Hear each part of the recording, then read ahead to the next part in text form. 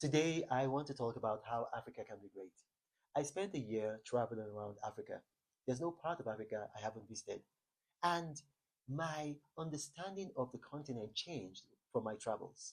Africa has about 1,000 languages, and the Christian Bible has been translated into about 85% of those languages. And Africa is still poor, very, very poor.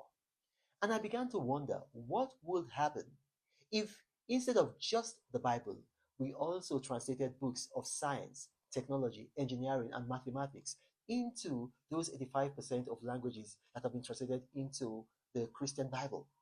I mean, wouldn't it be better for Africa that we have a spiritual and religious background and we also have a scientific and technological background?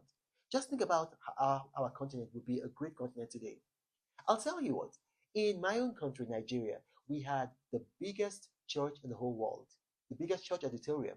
And then another Nigerian church built a bigger one and broke that record. But we do not have the biggest factories in the whole world. We do not have the biggest factories on earth. Now, why is that? It's because we spend so much time reading the Bible, reading the Quran in English, in Arabic, and in our own indigenous languages. And we spend very little time studying science, technology, and engineering in our own indigenous languages. Just imagine if an Almajiri child from northern Nigeria had read the Quran in Arabic and also read science, technology, engineering, mathematics book, and coding, especially coding, in Hausa language, which is the most spoken language in West Africa, other than English. Just think about that. Just think about in West Africa, if we had all our children who could speak Yoruba, who could also read books in physics, in chemistry, in biology, in Yoruba.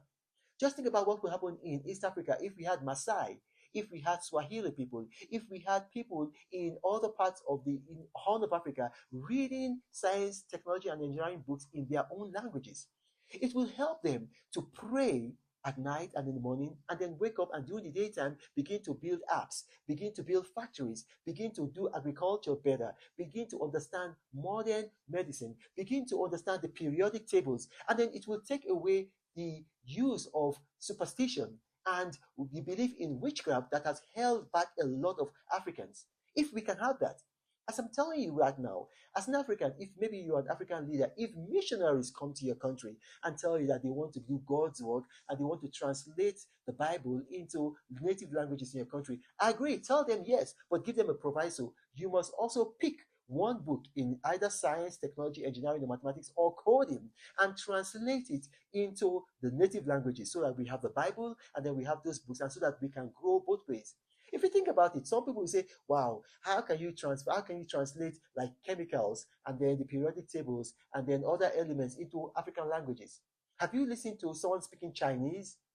Chinese is a very, very, very difficult language to learn. Yet in China, they've been able to translate all of these books and more into their languages, into Mandarin, into Cantonese, and into the other local languages that are not very popular. We can do it in Africa. It will explode our progress, and we'll start having the biggest church auditoriums, the biggest mosque, and then as well as the biggest factories, the biggest industrial complex, the biggest, biochemical complexes. Look at what happened during the pandemic. We could not even produce vaccines for ourselves. And then we had to wait for Western countries to produce vaccines. And then we were complaining and very bitterly as if they owed us a responsibility to produce vaccines. If we can take this advice into account, I'm telling you, Africa will change. My name is Ronald Mokri. Thank you for watching, and may God bless you. But Reno travels all around the world. I hope you get inspired about what you see. Apostle of greatness, Reno is a master. Only one man against the whole world in large. Fighting with the monsters, poverty I can't stand. That's why Reno is